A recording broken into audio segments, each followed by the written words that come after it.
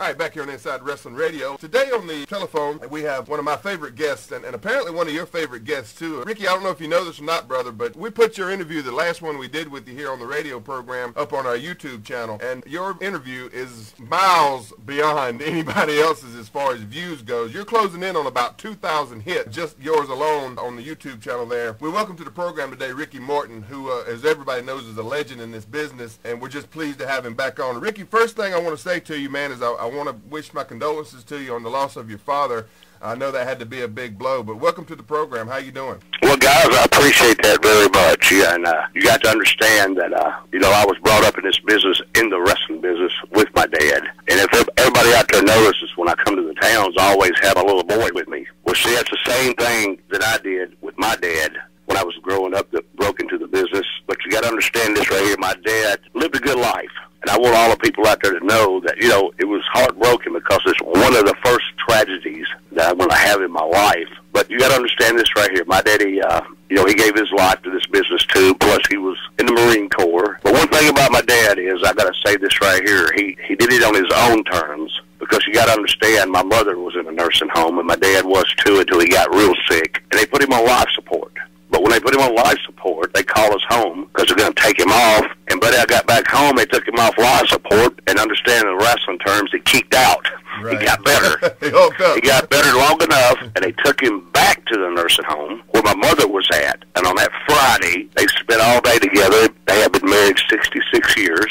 And they, like they were 16 years old, they was holding hands and kissing. Wow. And that's when my brother took my mother down there in the wheelchair, because my mother's there too. And they spent all day that day together, holding hands and everything. It's just like the end of a storybook tale, like you want to read a novel or something, but a love story. And when they got through visiting each other, my daddy kissed my mama and told us that he was the love of her life. And they took my mama back to my room, and my daddy passed away.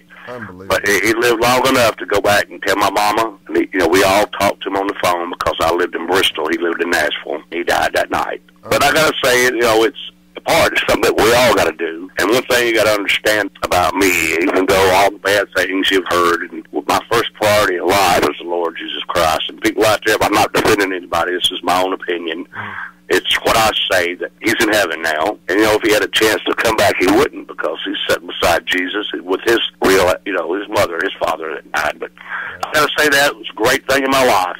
He was my hero, and he taught me a lot about life, and I love him, and I miss him so much, guys. Yeah, I know you do, Ricky. And listen, I do hate that he passed, but I don't think you could have written a better ending there at the end of his life for him to spend it there with the love of his life, like you said, and that's just a fantastic. I hope we can all be as lucky as to go like that, don't you? Yeah, I sure do. There's a lot of things people didn't understand, because I was brought up hard, it was hard, and my daddy was too. He was brought up back in the Depression, where there wasn't deer and squirrels that were plentiful. You had to eat what you had. At that time, when he was 16 years old, and back then you could do this, his dad worked at a sawmill, which he broke both his legs, and he talked his dad into letting him join the Marine Corps. At 16, he signed him up, and he, every check that he got, he didn't have it paid. He had it sent home to his mom and daddy for him to raise their kids on. And then, he crossed the equator. He was on a warship that got blowed up, and they thought my dad was dead. He'd been missing for a year, but come to find out, he was in a hospital in San Diego. The war military, about a year, he shows up at his mom and daddy's door. He was still alive. Unbelievable stuff he done in his life, but that's just one of them, and I'm going to miss him dearly. But Ricky, let me ask you something. Going back to that just a minute, could they not identify him for that year, or was he? No, they didn't identify. They got I don't know what happened, because you got to understand, this is years ago. They didn't have the computers. They didn't have all this stuff. He was in a hospital in San Diego, and his mom and daddy got a letter, from the Western Union saying that he had been missing in action because he was on a battleship that got blowed up, but he was one of the few that survived. That is unbelievable. Oh yeah, it sure is, bud. Wow. So, Ricky, let's talk a little bit more about your dad when he got into the wrestling business. How did he get into that, and did he have a passion for the business like you do? Oh, yeah. Well, you got to understand, he come out, he retired out of the Marine Corps, and because, he did his term there. But my dad, you got to understand this right here. I'm going to tell you, really, how he got in the business. He was at a wrestling match in San Diego, California, and he was like a mark. He hit the ring Oh, is that right? Somebody. He was, and they had to bring him back the next week. That's really how he broke into the business. But really? then, but you got to understand too, in Tennessee, I don't know if people know this about Dyersburg, Tennessee, was wrestling first started back down in this area years ago. My dad was a part of that with Herb Welch, Lester Welch, and all them. He wrestled, he promoted. I remember when I was a kid, he used to promote his own shows. But see, he'd have them outside, and it's free to get in, but he had a load of chairs. It cost $0.25 to sit down. And then he sold his own, like popcorn. I'd be popping popcorn. He'd walk by, take a bite, stall it some more, boy. I got to sell him Cokes. That's the way they did. And you got to understand that a quarter right then, a lot of money. Realize what you could buy with a quarter, Absolutely. And I think Cokes were 5 cents out of a Coke machine. But, it's a great, yes, my dad, he refereed on up to, he was 65 years old, out of Memphis, Tennessee, which he worked, Charlotte, North Carolina for the Crockett's. He worked for the Grahams in Florida, the Fields in Pensacola, and then for Nick Goulis. And then, he finished his career off with the Jarrett's out of Memphis, Tennessee, which that was, at that time, was the hottest territory in the whole country. Right, yeah. Ricky, let me ask you this. When you told your dad that you were thinking about getting into the wrestling business, did he encourage you, or did he try to discourage you out of getting into it? No, I was born in the wrestling business. Right, yeah. You see, like I was telling you, my son, which is 10 years old, and really, basically, he's just a little kid. And now I'm not trying to, he can already work better than half the wrestlers out there. Right. And he knows a lot, you know what I'm saying? Uh-huh. But see, I was brought up in it. The time I had my first match, I was already, see, back then you wrestled every night and you learned. It's like the same thing. People used to ask me about who's the best guy you ever wrestled. See, that wasn't back then. Everybody could work. Everybody could work, right? Everybody was good. It wouldn't matter. It's part about who had the gimmick, who got the push, or things like that right there. But everybody was great. So you got to understand, when I first started, I started for Nick Goulis to get my ring experience. I already knew what I do to learn the psychology of the match. And I rode to Evansville, Indiana with my dad because I was off on a Wednesday night and somebody didn't show up. And see, in this business here, you got to understand, to get a break in this business, you got to be at the right place at the right time. Absolutely. And that's what I did. I was in Evansville. Somebody didn't show up, and I always took my wrestling bag with me. So Jerry Jarrett, you got to understand, Memphis was a hot territory, but they sold out towns every week. And I was in Evansville, the biggest crowd I've been in front of, and Jerry Jarrett told me to go out and have a match because somebody didn't show up. I went out and had a match, and he met me at the door where the baby faces came through. And he told me, he said, be at Memphis TV Saturday, you got a job. See, that's what I'm talking about, being at the right place at the right time. Sure. But I already knew the business. Ricky, let me hold you up right there. We're up on a break right here. When we get back, we want to talk a little bit about what you got going on currently, and we'll talk about some things coming up this year. We'll be right back here on Inside Wrestling Radio with the legendary Ricky Morton coming up next. All right, back here on Inside Wrestling Radio, and it's a thrill and a pleasure for us today, again, like I said earlier, to have the legendary Ricky Morton here with us again on Inside Wrestling Radio. And Ricky, in the first part, I mentioned briefly that you were one of the biggest draws to our YouTube page that we've ever had. You're closing in on 2,000 views alone just on your interview. How does that make you feel, Ricky? Well, buddy, I appreciate it, but you see, I understand, guys, but I love this business. I dedicated my whole life to it. And you see, if it wasn't for the fans and for the people out there listening, there wouldn't be no me. And people don't understand this here either. If it wasn't for independent wrestling, there wouldn't be no wrestling.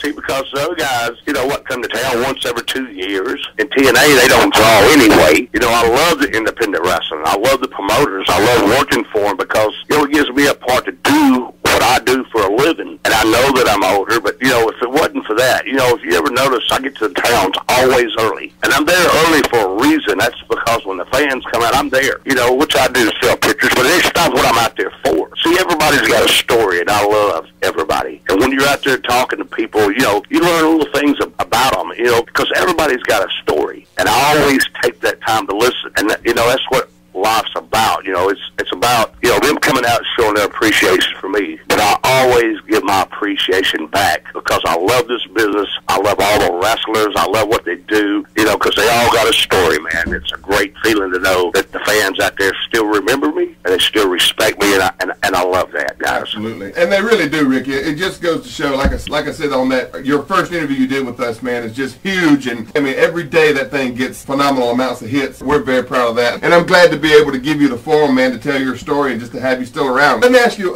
did you see the movie The Wrestler? Yes, I did, dude. It's really about my life, but I didn't have a heart attack. You understand? Yeah. I keep saying I ain't, but I really enjoyed it. You know, it's really about our lives, you see, because, you know, I came before the time of contracts. And you got to understand, guys, you know, some of these people here on these contracts, they make more in 2 weeks or a month.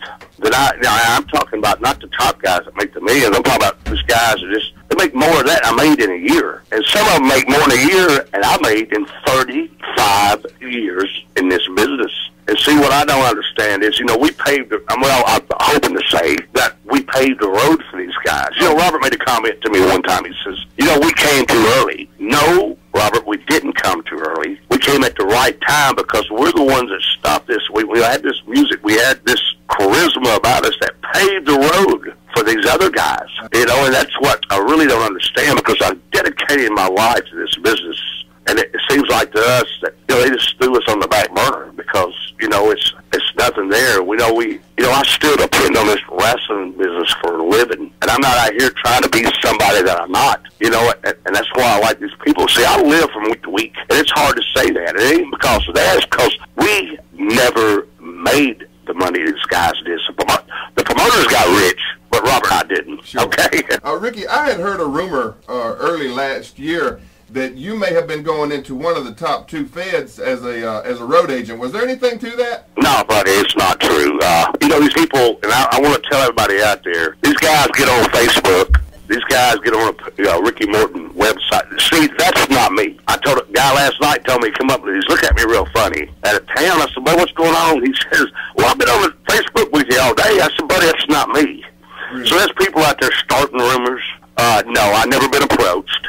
And I can tell you why. Because, you know, reason itself from the old school. One thing about this business is, I get paid for putting butts in seats. Right. That's my job. And see, if I went to TNA, these guys, see, they don't understand. See, there's no new school. There's no old school wrestling. It's called the right way. Yeah, absolutely. And see, I know the right way. I prove this every day. You know, if you guys ever come to our towns, we draw. I mean, don't get me wrong. We don't break records. We don't draw 10,000s of people, but we do good enough business. You know what? It's better than TNA. Sure. And we don't have TV. We don't have nothing. So if you take the thing, you got Eric Bischoff and Kevin Nash and Vince Russo all in TNA doing the book. But see, if I went there and I changed it and I got it going, see, it would prove to everybody that they were wrong and I were right. And I ain't trying to, you know, blow smoke up nobody's behind. I know what I'm doing. I know what the people want. This business is not dead. This business is the greatest business in the world, but you got to know what you're doing. See, everybody thinks they know everything, but they don't know nothing. You just got to go back to the basics. First of all, they got to learn, before anything can grow, you got to plant that seed. And see, they don't. They guess from week to week of what they're going to do, how they're going to do it. And I got to say one thing, my hat's off to Vince McMahon, because the WWE, they have a great wrestling show. You know, I watched it Monday night, which I hardly ever watch wrestling, but I watched it. It's interesting.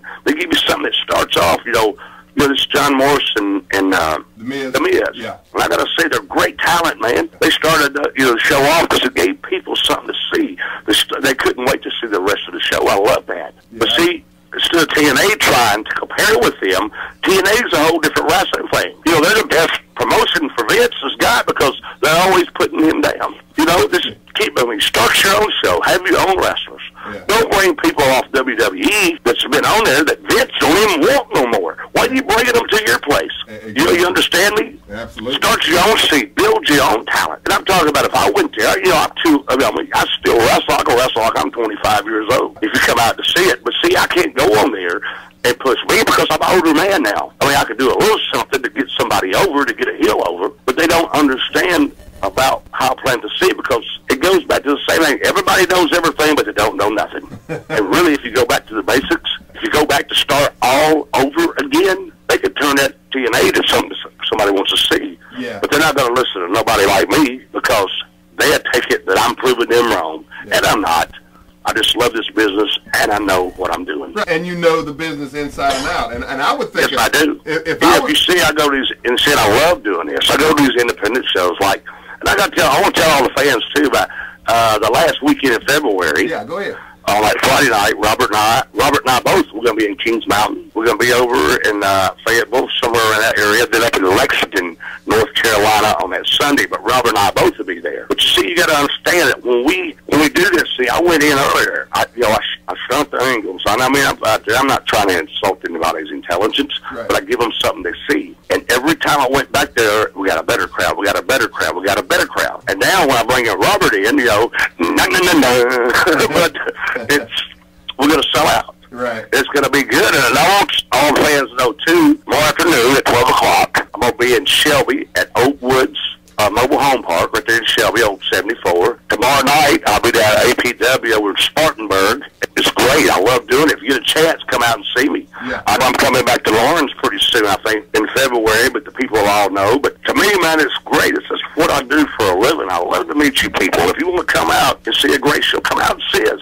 Come out and support everybody, because we're independent wrestling. You got to understand, if it wasn't for you fans, there'd be no wrestling. And if it wasn't for independent promotion, there wouldn't be no wrestling. So if you get a chance, come out and support us if you love wrestling. It's great shows. Absolutely. You see a lot of good stuff, see a lot of good stars of the future are trying to work out. But like I'm telling these young guys, you got to be at the right place at the right time. Words to live by from the legendary Ricky Morton. Ricky, listen, brother, we're all the way out of time here, but I so greatly appreciate you coming on, man. I wish nothing but the best for you in the new year. And again, condolences to your family on your father. But we greatly appreciate you coming on, man. Best of luck to you. And anything we can do for you here at the radio show, don't hesitate to call us, and we'll be glad to have you on anytime, brother. Well, man, I appreciate that very much. What a compliment that is. But everybody out there, I want to tell you, thank you very much for listening. And remember, well, one thing, always trust in God. Keep it in the fair lanes. Guys, y'all have a good day. I love you all. Thanks a lot. Thanks so much, Ricky. All right, that's going to do it for the interview portion of the program. We'll be right back here on Inside Wrestling Radio.